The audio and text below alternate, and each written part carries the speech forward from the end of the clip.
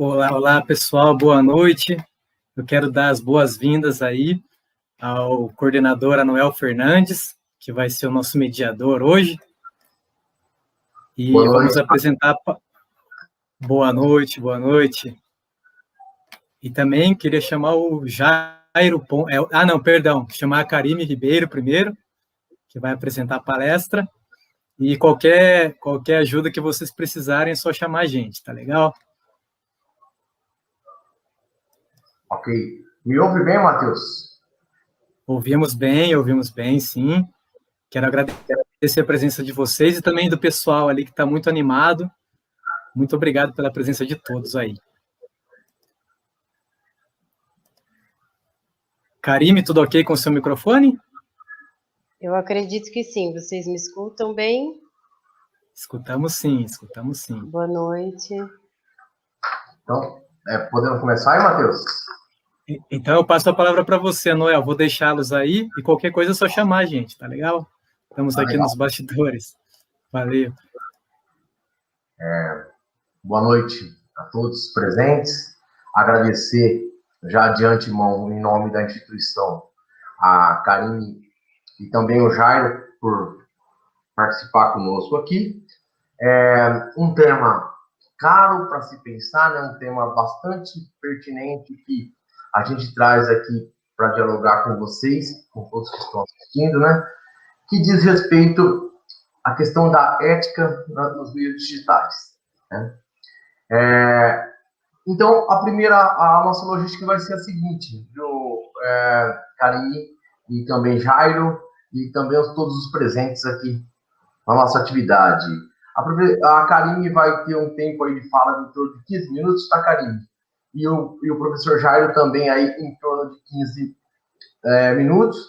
No final, eu faço também algumas ponderações e a gente tem um tempo aí, talvez aí de uns 15 minutos para as colocações, dúvidas do pessoal e talvez que a gente proporcione mesmo nesse ambiente um diálogo entre nós acerca do tema, né?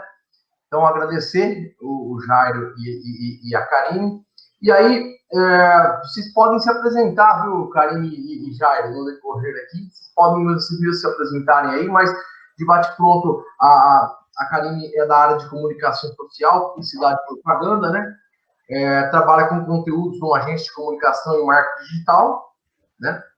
E o professor Jairo, nas minhas anotações aqui, ele é professor da Universidade Federal Rural do Semiárido, graduado em Direito e com doutorado em Direito pela Universidade de Brasília. Muito agradecido por vocês terem aceitado e uma boa atividade de trabalho para nós aqui. Então, a gente começa pela dama, professor Jairo, e começamos pela Karine, tudo bem? Tá ótimo. Bom, eu não vou me alongar muito na minha apresentação, para já começar a falar do tema de hoje, né? Eu sou a Karime, eu sou jornalista e atualmente eu trabalho como redatora em uma agência de comunicação, como o professor Anuel falou. Comunicação e marketing digital, né? Então, antes de começar, eu quero agradecer pela oportunidade de participar dessa semana aqui, e dizer que na minha fala tem um recorte, né? É importante que isso seja dito, porque eu vou falar dentro do meu repertório, dos meus estudos, das minhas vivências, e eu penso que é importante deixar isso bem transparente, porque a minha ideia não é trazer verdades absolutas ou respostas prontas sobre ética nos meios digitais, mas é provocar mais dúvida, porque eu acredito que sempre quando a gente tem dúvida, a gente reflete, quando a gente reflete, a gente pondera, né? E aí, então, dito isso, eu começo colocando que esse meu repertório, esse meu recorte, transita entre o jornalismo e a publicidade, dentro desses 17 anos de muitas idas e vindas, desde que eu me formei. E aí, dentro do jornalismo e da publicidade, as linguagens são totalmente diferentes, mas o papel de informar do jornalismo e de vender da publicidade, digamos assim, tem que ser feito com ética e com responsabilidade. Isso não difere, ou não deveria. mas, enfim. Então, para falar sobre a ética nos meios digitais, eu vou me ater a um conceito filosófico do que é ética enquanto valor de caráter, tá? Considerando que caráter é aquilo que a gente faz quando ninguém está vendo. Então, dentro desse conceito, nós, enquanto sociedade, vivemos dentro de regras, né, para poder conviver em grupo. Mas, infelizmente, a gente não pode contar com a ética individual de cada um. E aí entram as leis que direcionam o que pode e o que não pode, o que é certo e o que é errado, o que passa do limite e fere o outro, ou fere o direito do outro, né? E aí, nessa linha de pensamento,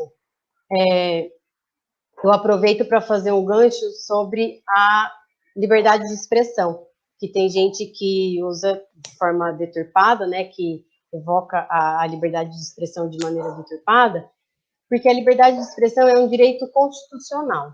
E aí fazer apologia à violência, por exemplo, dizendo que é a sua opinião e que, portanto, você tem direito de expressar e dizer que isso é liberdade de expressão como mecanismo de defesa para agredir, para difamar, é falta de ética, né?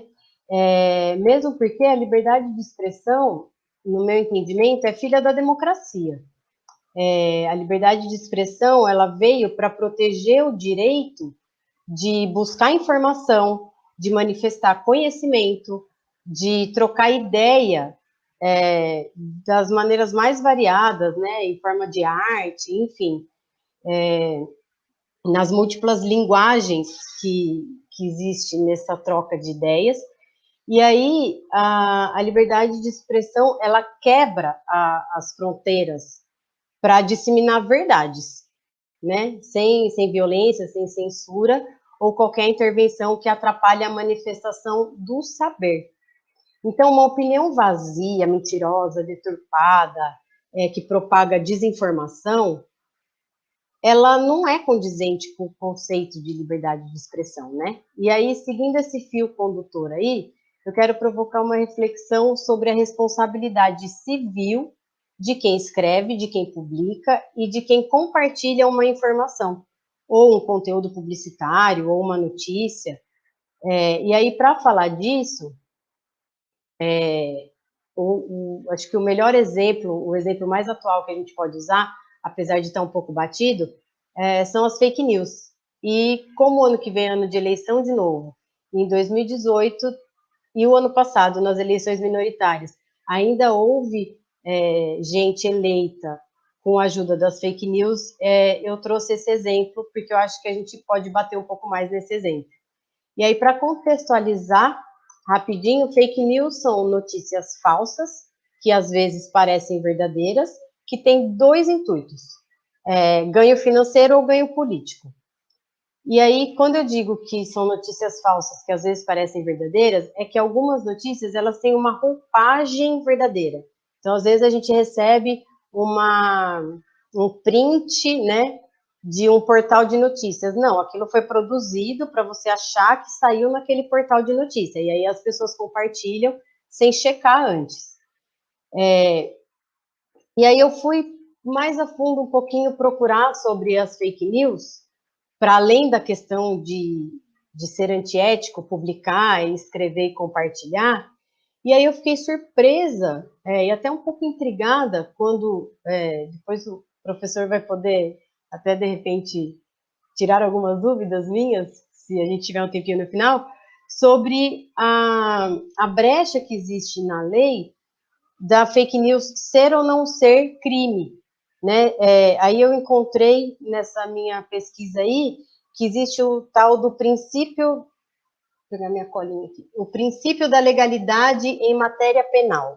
Eu não sei exatamente o que é princípio da legalidade em matéria penal, mas pelo que eu entendi, é que como não existe uma lei específica para fake news, né, que estabelece critérios, penas e tal, fica meio que a critério do juiz decidir se é fake, se é crime, se não é crime, ou se é só um ato imoral, antiético, ilícito civil quando causa dano a alguém, né? Enfim, mas não caracteriza crime. Então, pelo que eu entendi, esse princípio da legalidade em matéria penal vai nessa linha aí de o juiz decide se é crime ou não a fake news. E aí, procurando sobre isso, eu vi que está tendo uma tramitação na Câmara dos Deputados sobre a criminalização da fake news, né? Não só para quem produz o conteúdo fake, como para quem compartilha, mas até onde eu sei ainda não foi nada aprovado nesse sentido. Então, por isso, eu acho tão importante vocês terem trazido, e aproveito para parabenizar de novo pelo evento, esse tema de ética nos meios digitais. Porque se a gente não pode contar com uma postura ética, né, essencialmente ética, de quem produz conteúdo, informação, e o cuidado em compartilhar essa informação, já levando para a responsabilidade civil, né, também não só de comunicadores que produzem isso, mas quem compartilha sem checar, a gente precisa, sim, dialogar, e por isso que eu acho que eventos como esse, que traz essa temática, é tão importante. E aí, eu fico pensando, quão antiético é uma empresa criar uma notícia falsa, usar bots, né, robozinhos e sistemas automatizados, para espalhar isso, essa fake. E, para mim, é surreal pensar que essas empresas existem, mas existem. E aí, eu trago mais uma provocação, que é para a gente não deixar que essa indústria da fake news, digamos assim, subestime a nossa inteligência. Quando a gente recebe uma notícia, é importante a gente checar a fonte, procurar em outros lugares, dar um Google, né? Procura. Por mais que tenha sido uma pessoa de extrema confiança que te mandou isso, é importante que a gente vá conferir, né? E aí, se eu estiver falando alguma coisa que não é bem assim, ou que não faz sentido, a gente abre o diálogo, porque eu acredito que é assim que a gente aprende e que a gente troca conhecimento. E aí, por isso que lá no começo eu falei que o meu objetivo não é trazer verdades, e sim reflexões e dúvidas, né? Para trazer um exemplo mais prático e pontual da publicidade e do jornalismo dentro desse conceito de ética, agora nos meios digitais, mas na disseminação da informação, né? Na década de 90, a gente teve uma alteração na legislação da propaganda de bebida alcoólica, de cigarro, de medicamento, de agrotóxico. Por quê? Por uma questão de ética, né? Então, foi alterada a lei para reescrever o que pode e o que não pode na propaganda desses produtos. Já nos anos 2000, né, se eu não me engano, foi em 2014, eu não tenho bem certeza, mas já foi nos anos 2000, teve uma atualização sobre a regulamentação da publicidade abusiva voltada para criança e adolescente. Então, é isso, é importante esse tema, porque a gente está sempre aprendendo e a ideia é sempre melhorar, né? Dialogar e aprender para melhorar. Já dentro do jornalismo, tem alguns direitos constitucionais garantidos, né? E o código de ética. E aí, dentro do código de ética, tem um monte de coisa. Mas algumas, 2, 3 que eu achei importante trazer, foi com relação à gravação de áudio e vídeo e o vazamento dessas gravações. Então, existe toda uma conduta ética para você poder gravar, seja em áudio ou em vídeo, e tem também uma conduta dentro do código sobre a informação recebida em off, o sigilo da fonte, você checar o que essa fonte te passou de informação antes de você propagar isso, e aí o sigilo da fonte tem a ver com a integridade física da fonte e não com você acreditar cegamente no que essa fonte te passou. Isso é importante que seja dito. Então, esses aspectos aí da publicidade e do jornalismo dentro da ética eu queria trazer e destacar. E aí eu aproveito para já ir entrando na questão da educação física e do desporto, para já encaminhar o fim da minha fala, sobre um jornalismo responsável e uma publicidade ética, né? Então, aí nos meios digitais, que é onde a gente mais está atualmente por causa da pandemia. Dentro da educação física, eu vejo muitos conteúdos ligados à questão da estética e da saúde, mas eu, particularmente, não vejo muitos que enfatize a prevenção de lesões, por exemplo. Então, eu penso que é um conteúdo que pode ser trazido, né, quando o público final desses canais aí são jovens ou adultos que procuram a atividade física por uma questão estética ou de saúde, mas destacar essa temática, que ninguém quer falar de coisa ruim, né? A lesão é uma coisa ruim, mas que nesse momento de pandemia é importante falar sobre isso, ainda mais agora que a gente não tem o acompanhamento presencial do educador físico ali. Então, isso é um conteúdo que eu acho que é altamente importante que a educação física traga, para além de falar que fazer atividade física faz bem, é positivo e tal, o destaque para o cuidado com as lesões. E aí, um conteúdo para profissionais de educação física, é isso que vocês já estão fazendo, né, de mostrar a interdisciplinaridade que existe dentro da educação física, com conteúdos de comunicação, do direito, de saúde mental, de nutrição, trazer também conteúdos sobre gordofobia, sobre machismo, sobre LGBTfobia, porque o profissional que atua com as múltiplas existências, eles precisam também ter esse conhecimento. Então, essa interdisciplinaridade dentro da educação física, eu acho que vocês já estão trazendo com esses eventos que vocês estão fazendo, e aí eu queria trazer isso para parabenizar pela iniciativa de vocês. No marketing esportivo, ele nada mais é do que uma ferramenta de comunicação. Claro que ele tem outros estudos dentro do marketing esportivo, né? Não dá para a gente limitar isso, mas para trazer alguns pontos de destaques aí dentro da temática de hoje, eu levantei alguns aqui. Escolher bem os influencers na hora de fazer esse marketing, porque eles vão ser a imagem da sua marca. Entender bem o posicionamento da empresa e deixar isso transparente na comunicação. Tomar bastante cuidado com a linguagem, porque a linguagem ela pode ferir, e quando fere, se torna antiética, né? E aí, às vezes, a linguagem ela pode ser excludente ou discriminatória. Então, tomar muito cuidado com a linguagem aí nas ações de marketing. Quando houver um erro, quando, né, todo mundo erra, então reconhecer isso e corrigir e tá tudo certo. Segue o barco. Tomar cuidado com algumas estratégias a qualquer preço, porque a longo prazo o dano pode ser maior. Usar banco de imagens, seja gratuito ou pago, ou pedir autorização para o uso da imagem. Isso daí é altamente ético para qualquer área, mas aqui no caso eu trouxe dentro do marketing esportivo. Então, use banco de imagem gratuito ou pago, ou então peça a autorização, né, para usar a imagem de alguém ou o design de alguém para um layout.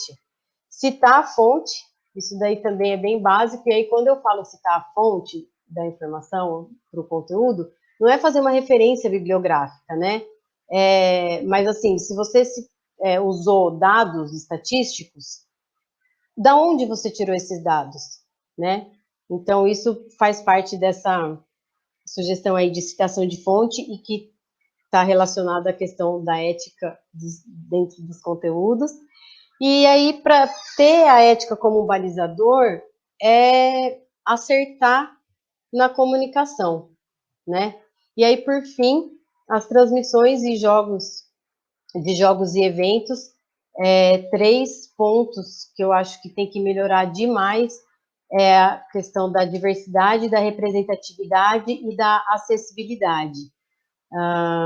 Porque, um exemplo bem rapidinho, eu assisti recentemente um jogo de basquete, aí eu fechei meus olhos, não sei por que eu fiz isso, mas eu fechei os olhos para tentar me colocar no lugar de uma pessoa que não enxerga assistindo aquele jogo.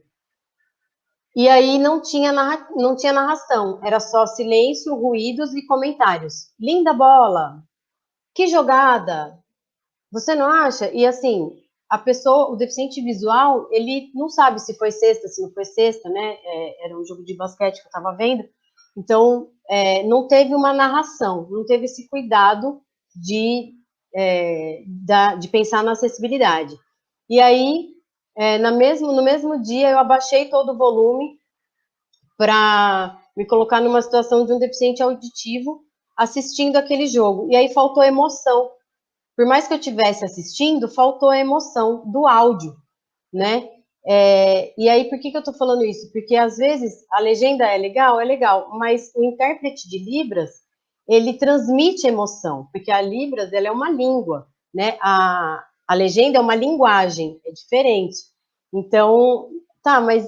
E aí, vocês podem me perguntar, o que diversidade, representatividade e acessibilidade tem a ver com ética, né, nos meios digitais? No meu entendimento, a ética, ela anda do lado do respeito. E aí, quando a gente tem representatividade, diversidade com protagonismo, a gente está respeitando as múltiplas existências, né? E aí, esse respeito traz a ética para o conteúdo. Era isso que eu tenho muito mais para ser falado, mas eu não quero extrapolar o tempo, quero agradecer mais uma vez, me colocar à disposição aí para perguntas e se eu puder contribuir mais. Era isso que eu tinha para trazer hoje e parabenizar pelo evento, pela iniciativa. Ok, professor Karine, nós que agradecemos, tá? Esse é o objetivo mesmo, trazer temas para aguçar e a gente ter um tempinho depois para conversar sobre os temas que nós vamos estar trazendo aqui. Portanto, agora passo a palavra para o professor Jairo, novamente agradecendo, e é com você, professor. Obrigado, pessoal. Boa noite. Obrigado, Carinha, Noel. Obrigado, Aline, que fez o convite. Pessoal, eu estou tentando recortar o meu programa aqui de fala para dar conta, né? Não repetir o que Carinha já apresentou e tentando colocar algumas coisas que, de alguma forma, abram horizontes. Então, uma aula de direito aqui ia ser talvez uma coisa um pouco chata e enfadonha, né? Então, eu vou tentar ver como é que eu consigo mesclar conteúdo de direito com algumas coisas, talvez, do campo até da ciência política ou das políticas públicas, né? A minha dissertação de mestrado, eu tentei construir uma relação entre democracia e comunicação, né? Entendendo aí o sentido de público na comunicação, né? Eu não sei se foi muito bem sucedido, mas uma coisa que eu tive que estudar, né, com uma certa atenção na dissertação foi exatamente esse regime da construção de um modelo democrático, ou essa busca de construir democracia através disso que seria a liberdade de expressão do pensamento, a liberdade de discurso, a liberdade de comunicar, né? E aí vem a liberdade de imprensa. As redes sociais criaram um cenário que foi muito além do cenário que eu investigava na época da minha dissertação, em 2010. Né? Nossa, parece que já faz um século, né? Mas só fazem 10 anos. Né? E naquela época eu estava centrado, tentando compreender como é que a rádio, né? ou melhor dizendo, o serviço de comunicação, de radiodifusão disponíveis no Brasil, como é que modelo de radiodifusão teria maior condição de promover a democracia, ou um sentido democrático. E naquele momento, dos serviços que existiam, de radiodifusão, eu apontava para a rádio comunitária. A rádio comunitária é um serviço previsto em lei, disciplinado em lei, né? Então ele funciona dentro de certos critérios e tal. A minha dissertação, fora a parte teórica, mas essa parte de análise específica de modelos de serviço de radiodifusão, acho que ela ficou obsoleta em 1 ou 2 anos. Se ela não já estava obsoleta quando eu defendi, né? O avanço das redes sociais, né? Eu fui ver que a minha inscrição no Facebook foi em 2009. E a minha tese em 2010, a minha dissertação em 2010. Então, redes sociais criaram um cenário que talvez tivesse longe até mesmo dos melhores, das melhores ficções científicas criadas, né? Porque quando a gente lembra de alguns autores da Escola de Frankfurt, né, havia uma preocupação, obviamente, muito grande com o funcionamento do conhecimento, com compreensão sociológica da realidade e tal, mas havia, dentre eles, Walter Benjamin, com uma preocupação muito grande sobre, enfim, construir essa realidade pela interação, pelo diálogo, né? Não é a ideia simples de que um cientista descobriu alguma coisa da realidade e explicou para o mundo e todo mundo disse, agora eu entendo melhor a realidade. Não, a realidade é sentida e percebida na interação cotidiana das pessoas, né? E dependendo desse campo em que a gente viva, a gente pode passar a acreditar que a realidade é uma coisa muito diferente do que outra pessoa acredita, né? Então, houve, né, a minha dissertação de mestrado foi muito centrada num período a gente chamava de oligopólio dos meios de comunicação, né? Então, a gente tinha muita preocupação naquele momento, porque que apenas 6 grandes redes de comunicação, dominavam 99% da radiodifusão do Brasil. Com a chegada dos dispositivos móveis e das redes sociais, né, a Globo está lutando, a famosa, a poderosíssima Globo, está lutando por audiência. Né? Eu digo a TV aberta da Globo, né? Os produtos da Globo conseguem ser lucrativos, mas não tanto na TV Globo, né? E aí é um enorme desafio, uma grande surpresa, um enorme desafio, essa realidade em que a gente se encontra, onde o uso do celular, do Facebook, menos hoje, né? Mas antigamente o Facebook, Twitter, Instagram e YouTube está esvaziando a audiência das novelas e dos telejornais. A gente sabe o que está passando no telejornal, porque um recorte dele é passado no YouTube, ou é mandado por um link, né? Tem no WhatsApp, vê mais noticiário em link de WhatsApp do que assistindo televisão, né? Então, esse cenário é, ao mesmo tempo, surpreendente, maravilhoso e aterrorizador, né? Porque antes eu tinha um local onde a produção da informação passava. E essa produção, digamos assim, centralizada, né? Qualquer cenário tem seu ônus e seu bônus, né? Essa produção centralizada fazia com que a linha editorial, né, de alguns veículos que concentravam a visibilidade, acabavam também interferindo no que era a percepção da realidade, né? Um editorial lido no Jornal Nacional impactava demais, né? Confrontava demais contra um governo, contra um movimento social. Hoje impacta menos, né? Tem uma pluralidade de vozes falando, né? Você tem blogs que podem ter, em certos cenários, mais audiência ou mais cliques, mais leituras de matéria do que jornais transmitidos em canais nacionais. Por outro lado, a gente passa a ter uma grande dificuldade de mapear e gerenciar, né, ou de certificar a qualidade dessa notícia. Qualidade da notícia, vale dizer, foi sempre um problema, né? Mas a gente fala da notícia, daqui a pouco eu vou falar de coisas mais amplas do que simplesmente a notícia. Mas a qualidade da notícia sempre foi um problema. Mas, de alguma maneira, quando alguém levava uma bola nas costas, quando ela dava uma notícia que era errada, que era falsa, era uma coisa que, tipo assim, que outro veículo vinha e informava, olha, tá errado, isso aí não é desse jeito. E aí erramos. Desculpe, tá aqui a errata né? Porque senão era uma vergonha, era um tipo, a não ser que houvesse uma produção deliberada de notícias falsas, e isso também não é impossível.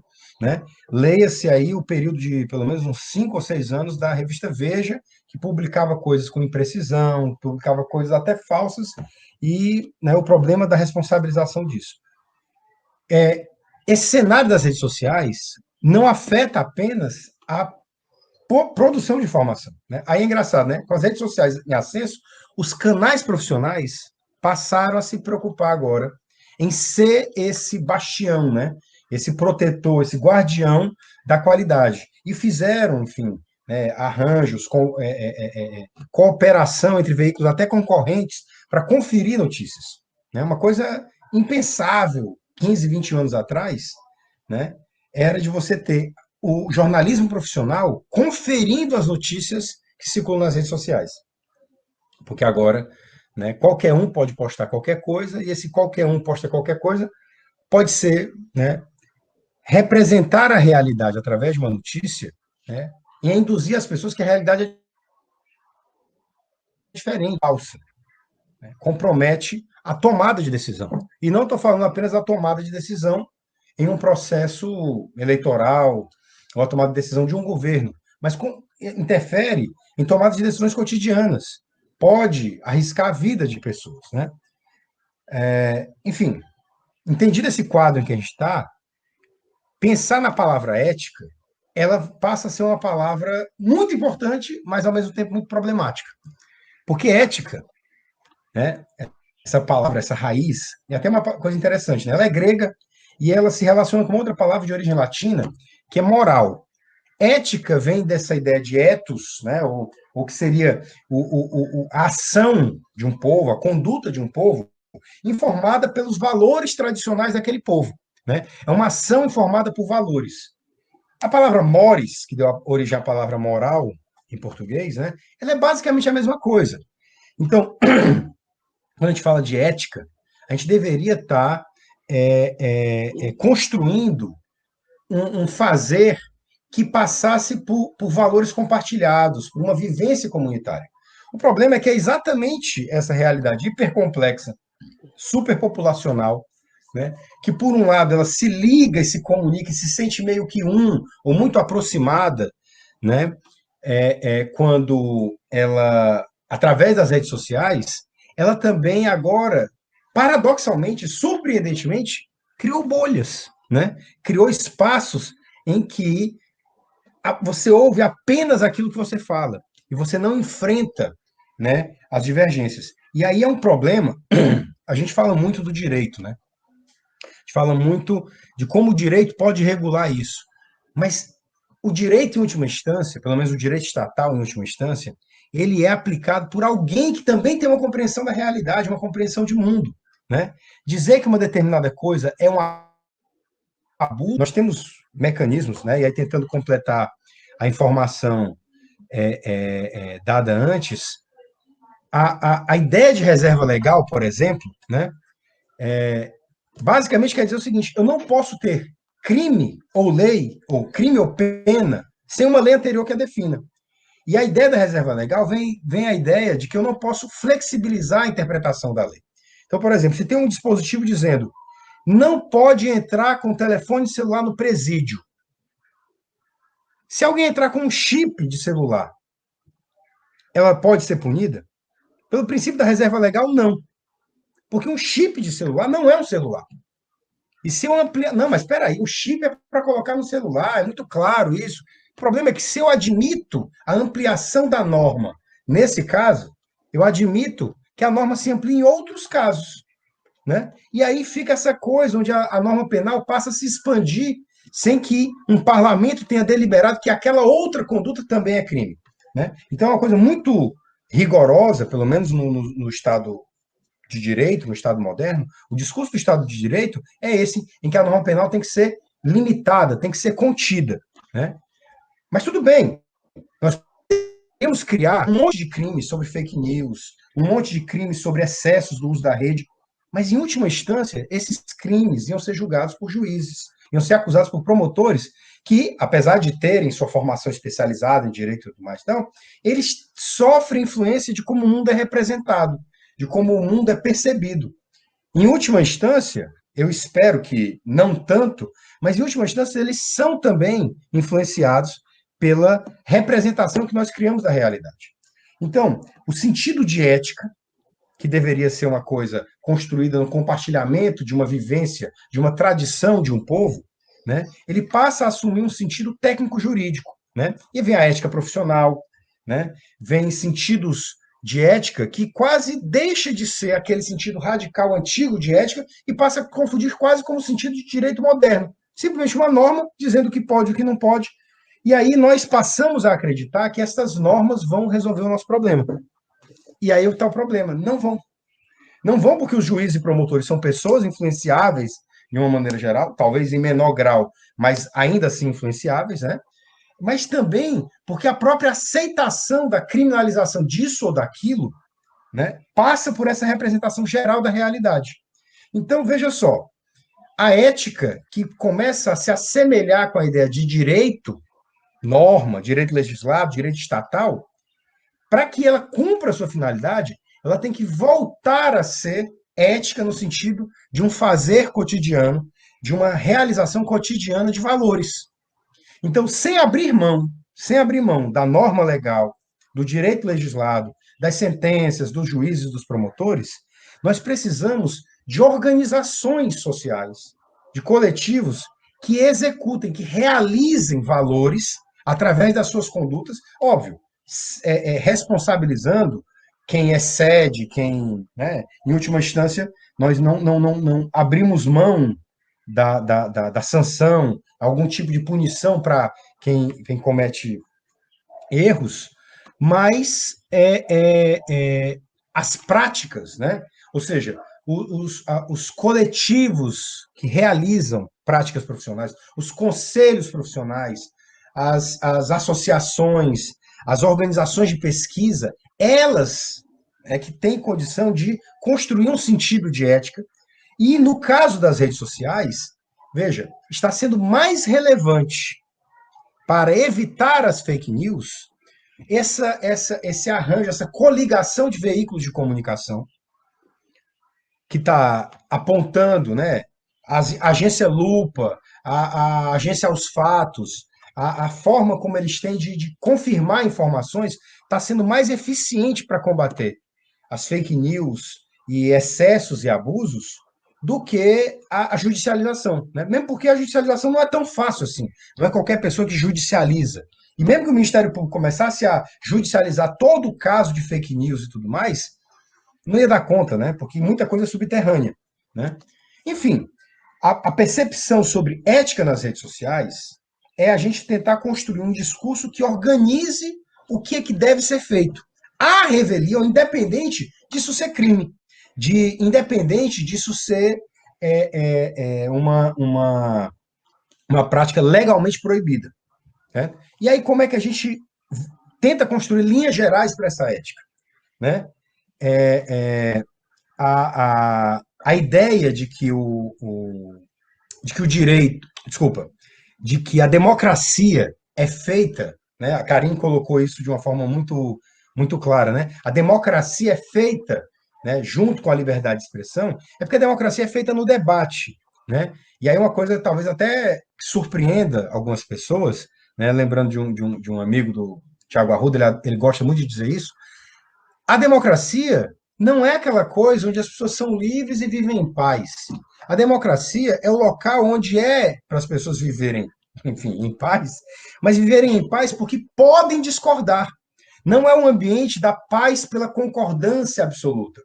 É da paz pela discordância autorizada, pela possibilidade de discordar, sem que isso gere necessariamente conflito e guerra. Né? A democracia é o regime do dissenso, o regime da discordância. Só que é óbvio, para uma democracia avançar, ela não pode viver na discordância. Ela tem que ter mecanismos que gerem dessa discordância sínteses, que ela gere consensos no final desse dissenso. Né? Então, pensar numa ética para as redes sociais, ou para a comunicação social de uma maneira geral, é pensar que sim é possível o debate, sim é possível a discordância, e que nós não podemos ficar presos em bolhas, onde nós simplesmente aceitamos as falas que confirmam a nossa perspectiva de realidade. Nisso, estamos vivendo erros, excessos, em nos dois lados do espectro político, né? Eu digo dois lados porque podem ter muito mais, mas aqueles que a gente construiu tradicionalmente, né? Que pode ser esquerda e direita, conservador, liberal, ou qualquer outro binômio que você queira inventar, há um cenário em que, e aí eu não quero abrir mão de jeito nenhum das pautas, inclusive, Karim colocou isso de uma forma muito interessante, o compromisso que a gente precisa ter com a superação dessas opressões, com o atendimento e o acolhimento dessas diversas existências, né? Mas em muitos cenários, se alguém fala uma coisa que é, de certa forma, enfim, confronta com isso, enfim, não necessariamente de uma forma militante, né? Não, peraí, desculpa, é porque ele... Peraí, cara, isso aí a gente não fala mais, não. Isso aqui já está ultrapassado, isso aqui... Peraí, ao quê? Um ataque. Em muitos cenários, né? Se eu for retomar para dar um exemplo talvez muito vivo na memória das pessoas, o que nós tivemos no Big Brother, né? Imagine o Big Brother como rede social. Eu acho que a gente reconhece isso como o cotidiano das nossas vidas, né? Ou seja, o erro ali dentro foi uma lógica de cancelamento, né?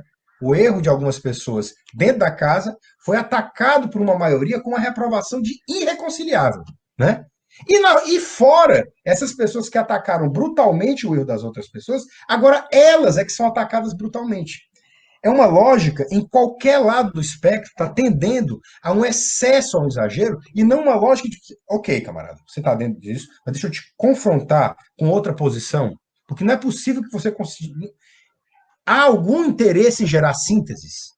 Algum interesse em observar a posição do outro, independente do espectro político que ele ocupe, e compreender em que medida ele quer produzir um ponto comum, um lugar comum para a convivência, que é esse sentido que a tradição, né, que a convivência cotidiana dos povos, que a construção tradicional dos povos dava para a ética, né? Então, tem muito, né, como disse a Karine, tem muita coisa para a gente falar aqui. Mas se a gente pudesse colocar uma coisa como uma das pilastras dessa ética para as redes sociais, é a gente pensar que a nossa ação, obviamente, pautada na busca por uma verdade, né, ou seja, uma verdade do fato, né, mas entendendo que a assimilação do fato é sim plurívoca, é sim múltipla, e que ela permite nuances, e que não é uma lógica simplesmente de dizer isso é válido contra aquilo que é inválido. Não, há simultaneamente posições veja, certas proibições servem ao mesmo tempo para impedir certas práticas nocivas, mas também limitar a nossa capacidade de modular ou acomodar a nossa forma de convivência. Ao mesmo tempo, ela pode servir para proteger um bem jurídico, mas ela também pode significar uma paternalização indevida. Cada ato que a gente toma, e cada argumento que é feito, cada notícia que surge, ela permite assimilações. Eu não estou dizendo que são posições antagônicas que disputam para ver qual prevalece, não. É que elas permitem assimilações simultaneamente opostas. Porque a gente está falando de coisas que são complexas. A gente está falando de informações, opiniões, representações da realidade que são complexas e contemplam, portanto, internamente contradições. Eu não quero dizer aqui, de forma nenhuma, um extremo relativismo, ou tudo é válido, ou qualquer opinião conta. Não é isso que eu estou falando. Mas que atrás de uma opinião com a qual eu discordo, há provavelmente um fundamento ou outro com o qual eu posso concordar. E aí, não que eu preciso concordar com um argumento, mas se eu buscar aquele fundamento, talvez eu crie com essa pessoa um ponto comum. Talvez eu crie com essa pessoa um espaço compartilhado, uma síntese, para que nós possamos viver em democracia, entendendo que ela é o regime do dissenso, mas que apenas dissenso é deletério, destrói isso tudo. Eu acabei me perdendo aqui na argumentação, porque eu ia também entrar no campo da educação física, mas eu acabei me envolvendo com essa questão da democracia, né? Só é possível ter democracia com dissenso, mas apenas dissenso não constrói a democracia. Obrigado, pessoal. Eu acho que eu estourei meu tempo. Que é isso, professor Jairo. A gente que agradece, tá?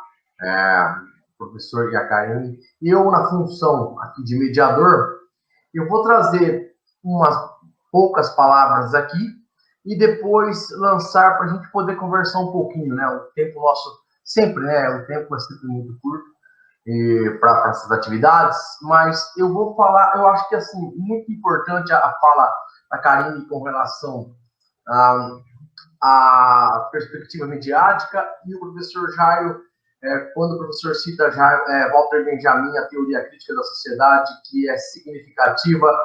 Alguns diriam que é obsoleta, não, mas uma teoria como a teoria crítica da sociedade não é obsoleta para análise dos fenômenos, né? Como ponto de partida, e é muito válido. Eu trabalho com a teoria crítica, então partilhamos de algumas coisas aqui. Bom, eu vou fazer o seguinte, eu vou trazer alguns temas aqui, tentando fazer uma apresentação bem curta, para que a gente tenha um tempinho aqui. Bom, por onde caminhamos, né?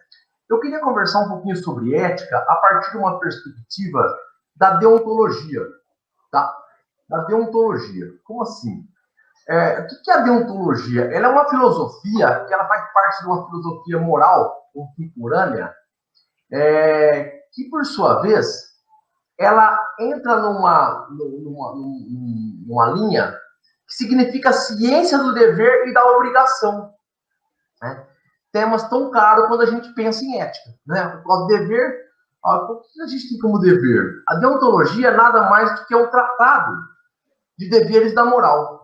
É uma teoria sobre escolha dos indivíduos, o que é moralmente necessário e serve para nortear o que deve ser feito, né? Por que eu estou transitando pela deontologia? Porque depois, quando eu olho aqui quando a gente está discutindo ética nas mídias sociais, e eu me pergunto sobre um grupo de estudantes que nos ouvem aqui, um grupo de profissionais da área da saúde, né? São vários estudantes de diversos cursos da saúde.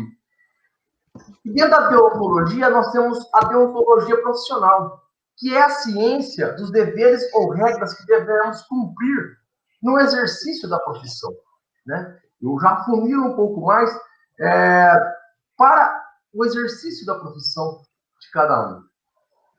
E quando eu penso na área da saúde, para além do conceito de ética, que é muito importante, eu tenho um conceito que é o da bioética. E a bioética vem do grego bios. E esse bios significa vida. E ethos significa ética. Então, a gente pode entender a bioética como uma ética da vida.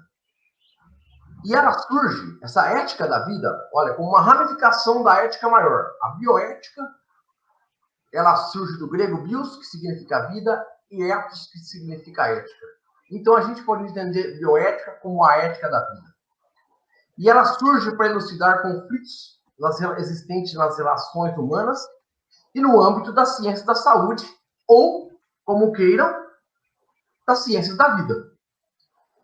Então, a bioética, ela tem como objetivo estabelecer alguns limites e definir a finalidade da intervenção do homem sobre a vida, né?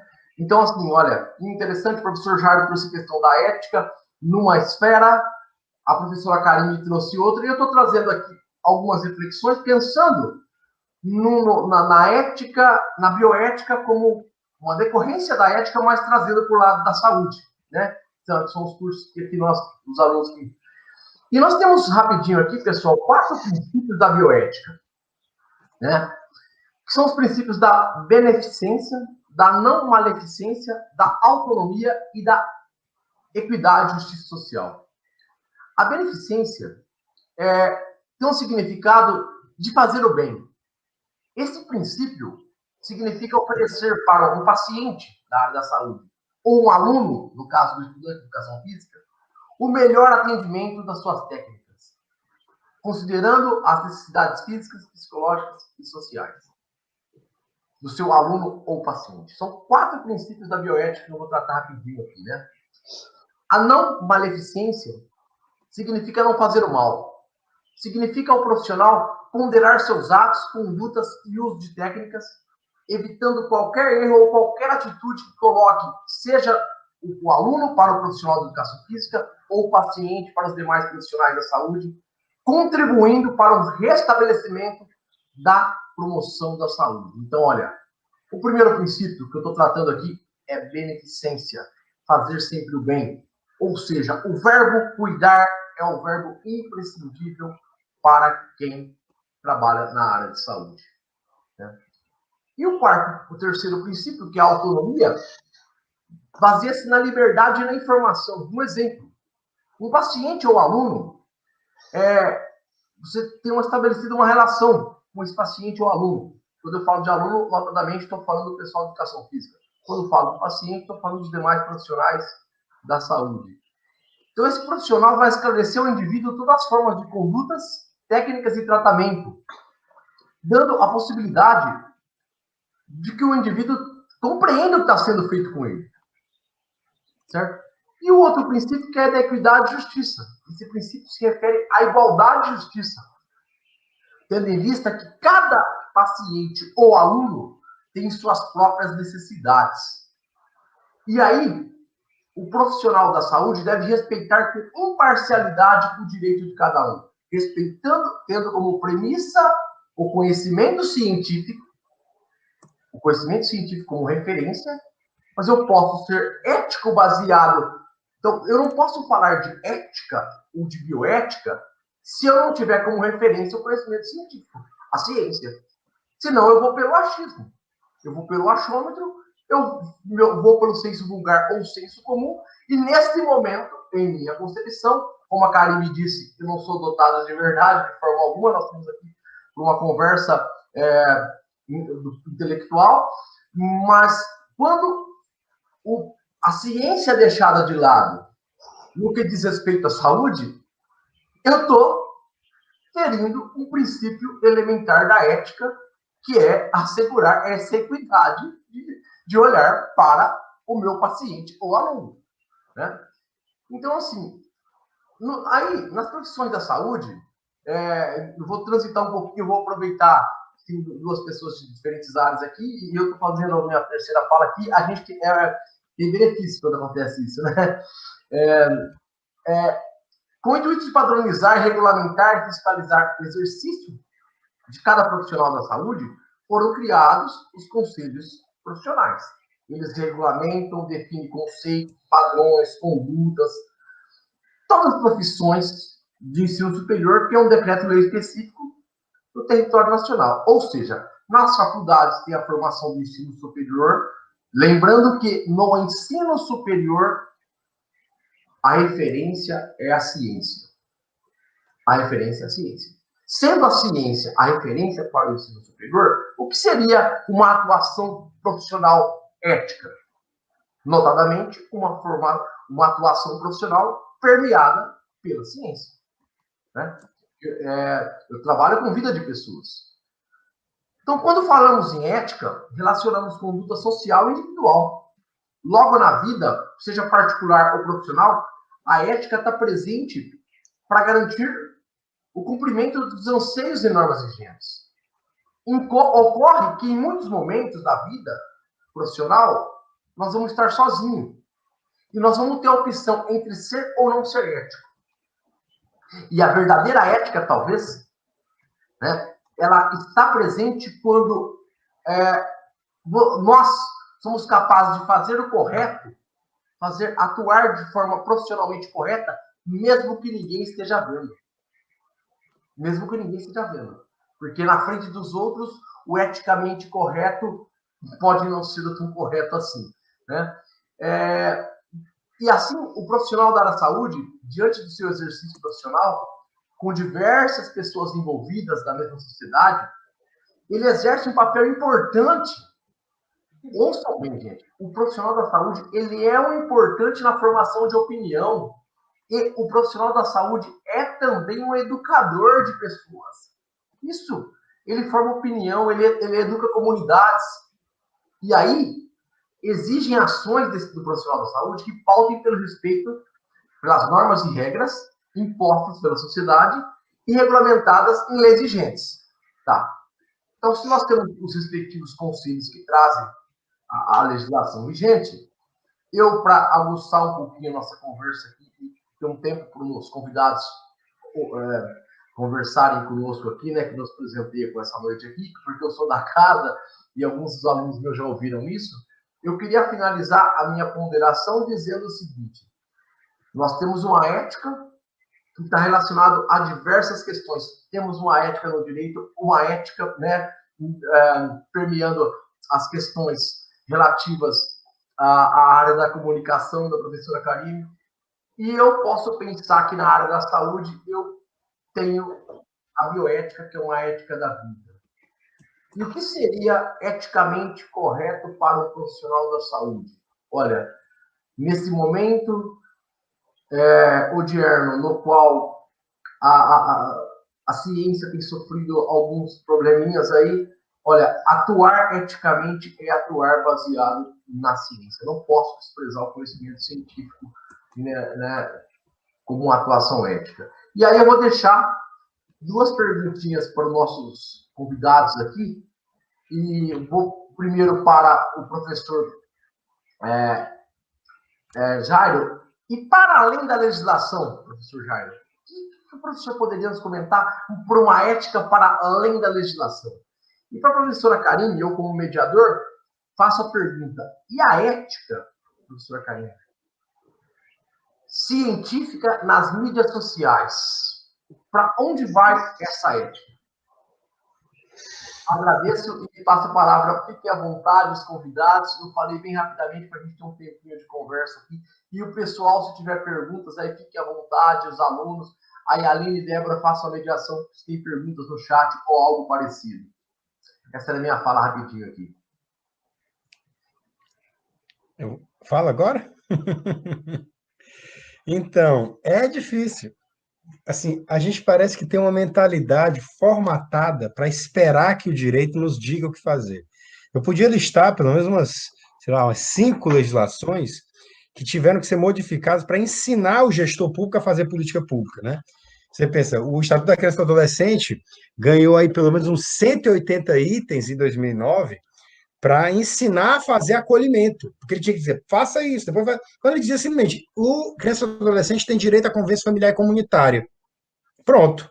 Vai lá, gestor, estuda o que deve ser feito e cria uma política pública que garanta esse direito. Não deu certo. Teve que refazer praticamente o ECA, né? Aí você vai encontrar isso, enfim, em várias legislações. Então, de alguma maneira, não sei se isso é da nossa época histórica ou é do nosso estado, né? A nossa posição geográfica de estar no Brasil. Mas até a fala dos campos, dos movimentos sociais, quer que o direito do Estado afirme a coisa para poder valer, né? Então, toda hora alguém diz, não faz, isso é crime, né? Hoje, né? Racismo é crime. Mas se dizia racismo é crime, quando não era crime, né? Racismo é abominável. Não precisa ser crime para ser abominável, né? A homofobia é crime. Agora mas não era. Mas dizia há muito tempo homofobia é crime. Mas espera aí, a gente precisava que ela fosse crime para poder ser abominável, né? Então, de alguma maneira, pensar numa ética, veja, é algo permanentemente provisório, é algo permanentemente em construção, é algo que nós temos que nos envolver não apenas pela ideia simplória do permitido proibido, né? É pela ideia de, tipo assim, a vida fica melhor desse jeito. Não pode ter crime de ódio, não pode ter declarações de ódio. Não pode por quê? É liberdade de expressão. Mas essa resposta é uma resposta cínica. Mas você está admitindo o crime. Pois faça contra mim, meu irmão, mas se eu fizer contra você, eu e você vamos ficar instigando e escalando um conflito até chegar aonde? Para quê? Rapaz, temos que combater as falas de ódio, não porque ela é ilegal. Temos que combater a fala de ódio porque ela é deletéria, porque ela é abominável, né? Agora, alguém dissesse, não, mas peraí, sei lá, não vou nem dar um exemplo de fala, porque eu não sei se eu vou conseguir dar o impacto necessário. E alguém me diz, não, mas isso aí não pode dizer, porque isso aí é discurso de ódio. Eu disse, rapaz, mas era discurso de ódio? Não, eu só estava expressando uma opinião, né? Que às vezes você vê isso, por exemplo, né? As pessoas dizem assim, a classe média, sei lá, é podre. Eita, isso é discriminação de classe. Você está discriminando a classe média. Não, mas peraí, mas eu estou fazendo... Surgem zonas nebulosas que não dá para resolver, nem na lei, nem com cânones pré-estabelecidos. A gente precisa, em algum momento, entrar na arena, conversar, disputar e pactuar. Né? Então, pensando numa ética para além da legislação, é uma ética da responsabilização. Responsabilização não só no sentido de aplicar uma sanção para quem erra, mas da responsabilização no sentido de dizer, esse BO também é meu. Eu tenho que me implicar, eu tenho que participar disso, e não apenas de um lado da torcida, né? Mas eu tenho que me participar disso tentando entender as características do conflito e tentando, de alguma forma, construir esse espaço comum, esse espaço compartilhado, que é o que a gente pode chamar de democracia. Eu não sei se eu respondi, mas é a intuição que eu tenho sobre como pensar numa ética, né, além da legislação, né? E é necessário, porque legislação não está dando suficiência nunca deu e nunca vai dar. O direito não vai nos salvar. Agradeço as palavras do professor Jairo. Engraçado, né? A gente pegar o ECA hoje, eu sou da área de educação, quando o estudante que vai se preparar para um concurso, ele olha o tamanho do ECA, ele quase desanima do concurso. Tamanho ECA, né? Mas, e talvez o processo civilizatório, se a gente olhar, né, por uma perspectiva dialética, nos diz o seguinte: quanto mais legislação eu tenho, talvez eu possa discutir o processo civilizatório pela quantidade de legislativa, né? Não com uma aproximação direta, mas nem sendo relativista, mas podemos refletir sobre isso. Obrigado pela participação. Vamos ouvir a professora Karine agora. Olha, eu não sei se eu entendi muito bem a pergunta, né? A ética científica nas redes sociais. Eu acho que eu vejo dois braços aí dentro dessa sua provocação de reflexão. O científica no sentido do estudo científico da comunicação, né, de aprofundar isso, e aí, como o professor Jairo falou, eu acho que é algo que está em construção e acelerada, porque quando eu também concluí a pós, não tinha, foi em 2009, então, assim, estava engatinhando essa questão. Na graduação, então, nem tinha essa disciplina, redes sociais, e então eu acho que está em construção esse processo do estudo científico da comunicação voltado para a mídia digital, não só das redes sociais, mas também de sites e de outros formatos dentro do digital. E aí, pensando em conteúdos científicos nas redes sociais, eu acho que isso pode ajudar um pouco na disseminação de simpósios e de quebrar alguns paradigmas de conteúdos que são tabus, por exemplo, o uso medicinal da cannabis. Existem simpósios e congressos, etc., que estão usando das redes sociais para disseminar esse conhecimento científico. Então, eu não sei se era por aí, né? Mas aí eu vejo essas duas possibilidades: o desenvolvimento do estudo científico da comunicação enquanto ciência, de aprofundar isso, e aí dentro do que o professor Jairo falou também, de não relativizar, mas também não é uma coisa que libera o geral e é só oba-oba, né? A comunicação, ela é um estudo social, enfim, pautado, é uma ciência que tem muito ainda o que avançar dentro dessa novidade tecnológica que avança, como o professor falou, tipo, no meio do caminho da tese já ficou obsoleto a temática que a gente estuda, porque está tudo muito acelerado. Então, eu teria muito a acrescentar nesse sentido da científico aí, eu acho que está em construção, mas eu vejo como um espaço para a disseminação da ciência em todas as vertentes dela. Não sei se eu respondi também, mas foi isso que me veio, assim, quando eu ouvi você dizer ética científica nas redes sociais, eu pensei nessas duas coisas, tipo, o estudo científico da comunicação e a disseminação da ciência pelas redes sociais. Ó, é isso mesmo. Tem um chat aqui, a gente tem um tempinho ainda, né, Aline? E tem uma pergunta que a Aline me repassou aqui no particular aqui. A punição para quem produz fake news, professor Jair? Então, a gente tem que pensar em que esfera de punição nós estamos falando, né? Então, hoje não é crime. Não é crime, né? Porque é aquele que Karine tinha falado no começo, reserva legal. Eu preciso narrar essa conduta em abstrato, num texto legal, que a gente chama de tipo penal, para que passe a ser crime. Não podemos abrir mão disso, porque senão daqui a pouco alguém vai dizer que qualquer coisa que incomode é crime sem que tenha sido legislado. Então, isso é uma conquista, né, do Estado de Direito. Agora, se a fake news causa dano, a gente está falando de um ilícito civil. E ela pode sim ser responsabilizada. E, às vezes, de uma forma mais pesada do que uma pena. Uma pena, digamos, que pudesse ser de 1 ou 2 anos, né? Ela pode ser apenada em centenas de milhares de reais e perder outras coisas que ela não imaginava perder com a pena criminal. E, dependendo de quem divulgue, a gente está falando também de sanções administrativas.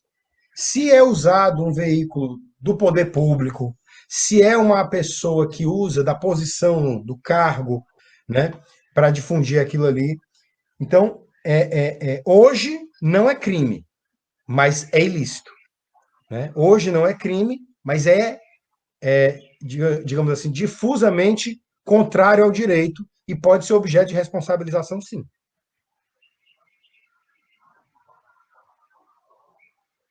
Ok, deixa eu só verificar se tem alguma questão aqui, Aline. O pessoal falou sobre a padronização, tem um comentário, na realidade, sobre aí eu acho que não é para a Karine, mas sobre a padronização da informação.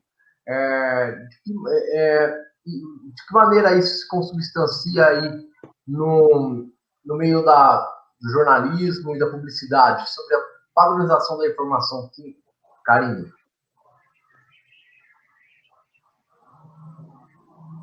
Olha, se eu entendi o que a pessoa quis dizer com padronização da informação, eu lamento, para ser muito honesta, enquanto profissional de comunicação, que eu entendo como padronização da comunicação, assim, todos os veículos publicam a mesma coisa, não vão atrás de outras pautas, até de outras fontes. Então, todo mundo, o que antigamente as pessoas queriam dar o furo, hoje em dia, dentro dessa ideia aí de padronização da comunicação, todo mundo quer estar falando daquilo, né? Então, não sei, não me vem nenhum exemplo muito feliz agora, mas eu acho que os profissionais de comunicação poderiam tentar diversificar mais as pautas, sem deixar de dar notícia, mas todo mundo dá destaque para a mesma notícia. Não sei se é isso que a pessoa quis dizer. E aí, só que assim, quem clica tem um pouco de responsabilidade sobre isso também. Por quê? Porque essa é a métrica. Pô, se as pessoas estão querendo saber sobre isso, eu vou escrever sobre isso. E aí fica todo mundo escrevendo sobre a mesma coisa. Por quê? Porque está dando audiência. A audiência hoje em dia é o clique. Então, se você clicou, se o vizinho clicou, se 1 milhão de pessoas clicaram, os veículos vão produzir conteúdos e vão distribuir aquela notícia. Por quê? Porque ela está dando audiência. Então, a gente é corresponsável por essa padronização, porque é isso, a gente, os buscadores online, eles têm essa métrica, os algoritmos e tudo mais, está tudo mapeado, gente. Então, assim, se todo mundo pesquisa a mesma coisa, é isso, a notícia ela é baseada, e os conteúdos também. Você vai lá nos sistemas de busca de palavra-chave, o que a galera está procurando saber? Sobre isso, então é sobre isso que a gente vai falar. E aí, quando vem uma pauteira que vem com uma sugestão de pauta mais inusitada, falam, não, isso daí não dá audiência, não, ninguém quer saber sobre isso. Mas vamos tentar falar uma coisa diferente, vamos, sei lá, nem que seja uma abordagem diferente, não. E aí acaba padronizando, mas eu penso que nós, enquanto leitores, público, a gente é corresponsável por essa padronização. Por quê? Porque a gente clica. Não sei se... Fala, professor. Enfim, eu só contribuí. Tinha uma coisa, inclusive, naquela época do mestrado, que era exatamente, se eu não me engano, era Bolanhos que dizia, que apontava, que demonstrava nos estudos de economia política da comunicação, como a ampliação dos sujeitos, na verdade, criava um risco de não sustentação desses veículos e acabava uniformizando a oferta, né? Em última instância, nós estamos num sistema que precisa se manter pelo anúncio, e é uma relação tripartite, né?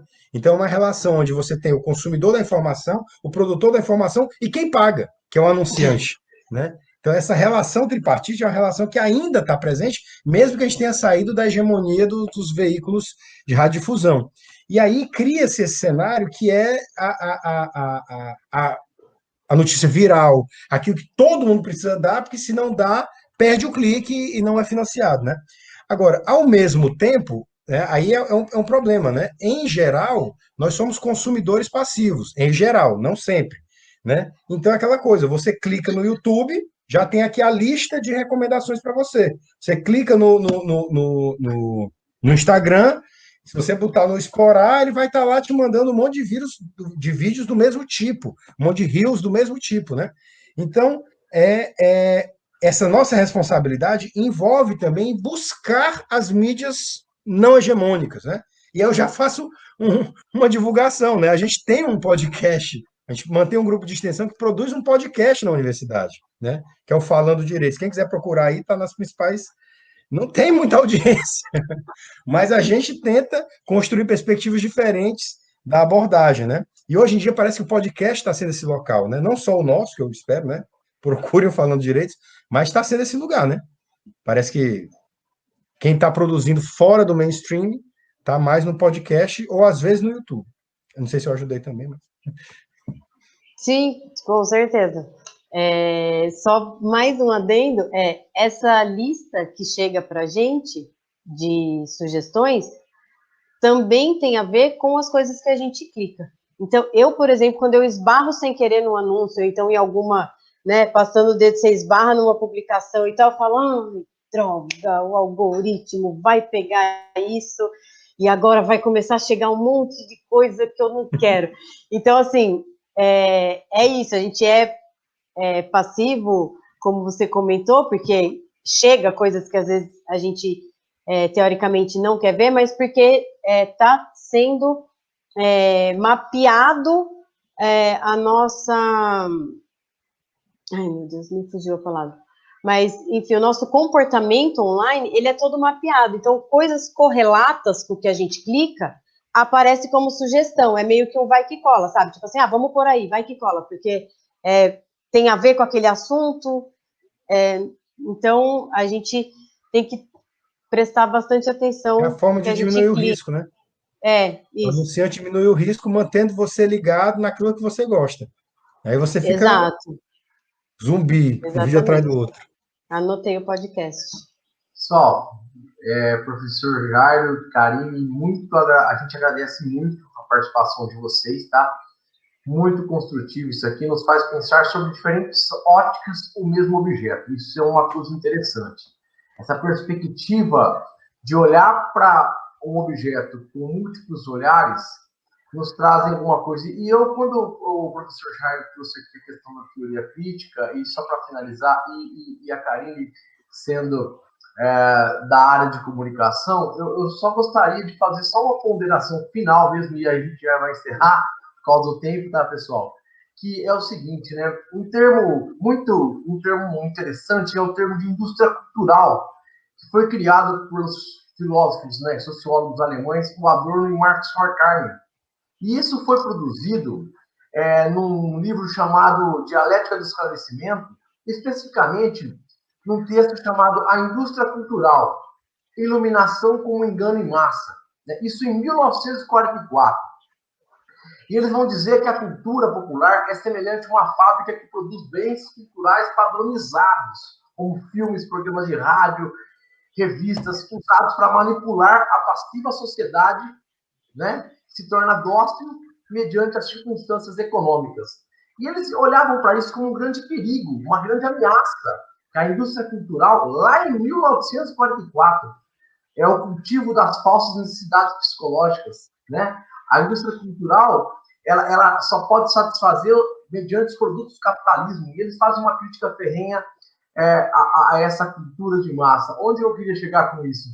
Parece-me que o tempo passou, embora a gente teve... O professor Jairo trouxe, nossa, minha pesquisa ficou obsoleta, mas a reflexão filosófica, ela ainda tem uma validade, parece que lá em 1944, na Dialética do Esclarecimento, eu trago aqui algumas ponderações desses autores para dizer essa indústria de massa, essa indústria cultural, ela tomou uma proporção inimaginável, né?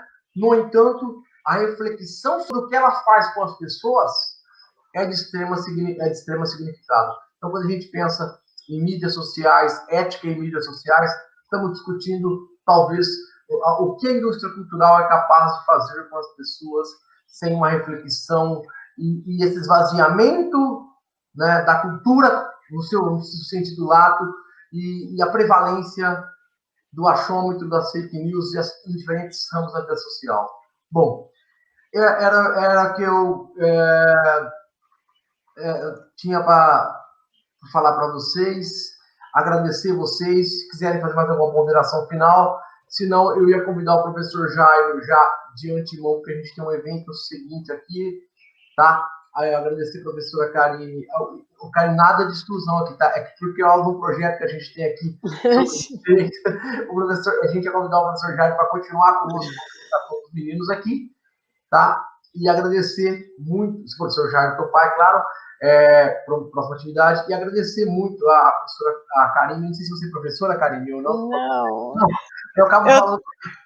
Eu estava agoniada aqui pensando, meu Deus do céu, como que eu vou falar que eu não sou professora? Adoraria ser professora, acho. Mas não, eu estava tipo, ai meu Deus, não vou interromper ele para falar que eu não sou professora, como que eu faço? E a ética aqui, né, de tipo, não sou professora. Só aqui no meu ouvido, tipo, você não é professora. Não, fica tranquilo. O problema é que é o seguinte, eu sou diretor de uma escola pública de 1º ao 5º ano. Eu tenho 40 professoras na escola, quase. Então eu falo professora toda hora. Então todo mundo... Não, assim, ó, mas também é só uma ressalva. Eu já trabalhei como arte educadora, mas eu queria falar a questão do professora, tal, né? Não sou professora, por respeito pela profissão mesmo, sabe? Tipo, por mais que, assim, eu vejo educadores em todos os lugares, né? A tia da merenda é uma educadora, enfim, não importa, mas é que para mim o título, vamos dizer assim, de professor tem um peso, sabe? Ainda mais nesse momento de pandemia, que eu tô com 2 em homeschooling, então assim, eu tava aqui, meu Deus, eu não sou professora, eu sou no máximo arte educadora, e enfim, mas obrigado por ter perguntado, por ter me dado a oportunidade de falar. E é isso, obrigada pela oportunidade, parabéns pelo evento, e é isso, eu vou continuar aqui no YouTube assistindo vocês. Beleza, ótimo. O professor Jairo continua conosco na avaliação. Aline, está por aí? Toma as rédeas da situação. Aline, cadê você? Voltei! Parabéns, professor Jairo. Sempre muito bom te ouvir. Fazia muito tempo que a gente não se via, né? Professor Jairo conterrâneo. Agora está em Sobral, Jairo, é isso? Não, agora, eu tô, a universidade é em Mossoró, mas agora, nesse momento, eu consegui uma folga aqui para trabalhar aqui em Beberibe. Aí fiquei um pouquinho perto da praia. Nossa, bem pertinho do Morro Branco, coisa boa. Bom, eu queria lembrar a todo mundo que está assistindo aí a gente no YouTube que esse tema, ética nos meios digitais, ele surgiu a partir de uma demanda dos próprios estudantes de educação física. A gente tem um projeto de extensão em marketing esportivo que é o controle, né, o alimento, ali a gestão de um Instagram. E aí, a partir do momento que a gente se coloca como comunicadores, como influencers, a gente tem que ter essa ideia de ética nas mídias sociais. E aí, como a gente tem muita ética pela família de todas as formas que ela é, a filhinha do Jairo está aí, está aparecendo para a gente na nossa live. É isso aí, a vida como ela é. Então, agradecer mais uma vez a Karime e o Jairo pela presença nesse tema que é tão importante.